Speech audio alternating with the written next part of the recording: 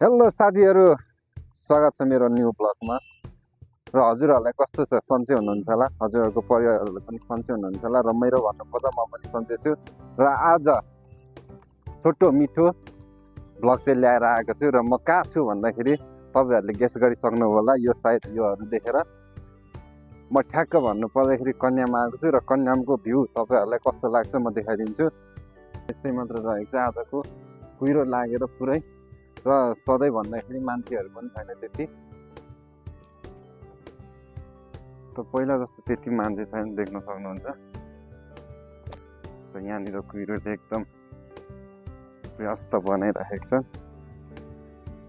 तर पनि कुहिरो नै भए पनि बादलसँगै घुम्न रम्न चाहिँ मजै हुँदो रहेछ। सो तपाईँहरू पनि कतिजना त हेरिराख्नु भएको छ भिडियो, तपाईँहरू पनि आइसक्नु भएको छ होला सायद यो महिनातिर। यो अब असार साउन त यस्तै हो, भ्यूहरू हेर्न सक्नुहुन्छ। एकदमै शीतल र हल्का कुहिरोहरू पनि लागिराखेको छ, देख्न सक्नुहुन्छ।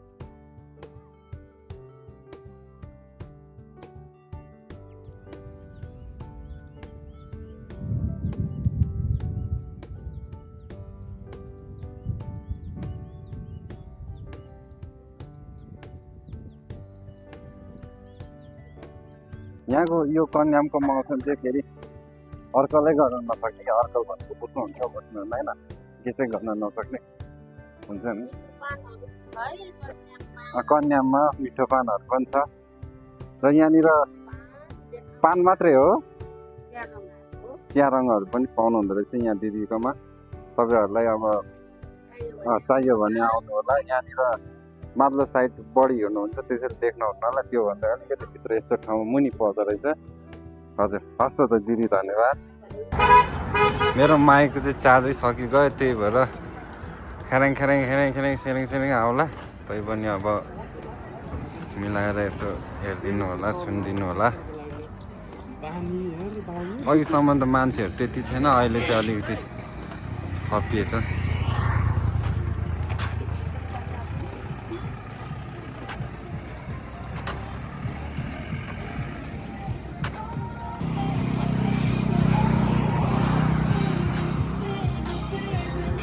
यहाँको ललिपप छुर्पीहरू चाहिँ फेरि मिठो हुन्छ है, केही होइन अरू त। ललिपपहरू कन्यामको मस्त हुन्छ, मिठो हुन्छ। ल मेरो साथीहरू, म चाहिँ अब यहाँनिर यही ठाउँमा, यो कन्यामको ठाउँमा चाहिँ तपाईँहरूलाई टिकटक बनाएर अथवा नाचेर देखाउन गइरहेको छु। हजुरहरूलाई कस्तो लाग्छ खासै राम्रो त नहोला, तैपनि हेरेर चाहिँ रमाइलो गरिदिनु होला।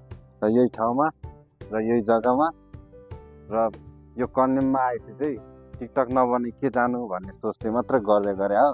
तपाईँहरूलाई कस्तो लाग्छ भनिदिनु होला। देखौली कस्तो छ, देखौली कस्तो छ, अँधेरीले झुकियो जस्तो छ रैया चाँदीको।